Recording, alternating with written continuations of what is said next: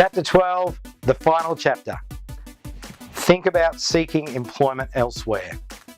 If, for whatever reason, you find yourself at a dead end, you can't move sideways, you can't create a new role, you can't move up, it is possibly the time to consider moving on. Now, this is a difficult decision to make. And I say that because a lot of people, when they work with an organisation for a year or 3 or 10, they become emotionally and socially involved with the people that they work with. So, it's not as bad as a divorce or a death or something like that, but you're leaving these people and you're leaving them to move on. And that's a very difficult thing to do. So think very, very deeply about this. Remember, you've got to be true to yourself in this situation. If striving harder to get higher in an organisation turns out not to be the rosy picture that you painted for yourself, you've got a great opportunity now to start reassessing your decision. If you do what is required to get promoted in your current organisation, and then you find out that the role's not for you, you don't like the consequences of the responsibility, or you don't actually have the skill set to do the role, it can be a bad move. So in that situation, you might find you're blocked, you don't know what to do, and you might have to seek other employment opportunities. Now, that's not such a bad thing, because you can go and speak to a mentor, you could go and speak to someone else who works in the industry that you know and trust.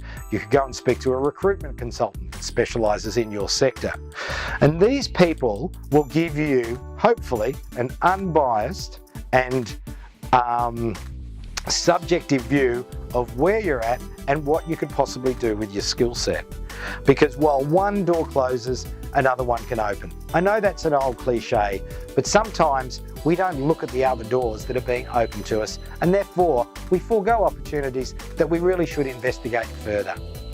Plus, these people are going to give you a neutral assessment of where they think you are, especially from a recruitment consultant's point of view, and where you could possibly go. So if it comes to that and you can't do anything, you might like to seek other employment opportunities. And don't be upset about this. Don't feel disloyal or disheartened or that you've failed. Statistics show that more than 50% of employees are out there looking or would consider another opportunity at every single day of the week. But remember, the grass is not always greener in the other side of the paddock. It's probably better to stay where you are, learn the lesson, do the work, and then look for another promotion opportunity. Finally, let me thank you for taking the time to do these 12 chapters of Job Prep, Prepare for Your Next Job, How to Get a Promotion. I hope that you've enjoyed them, I hope that you've been entertained by them, and I hope that you've got some snippets of information that you can use as you go through the process to get your next deserved promotion.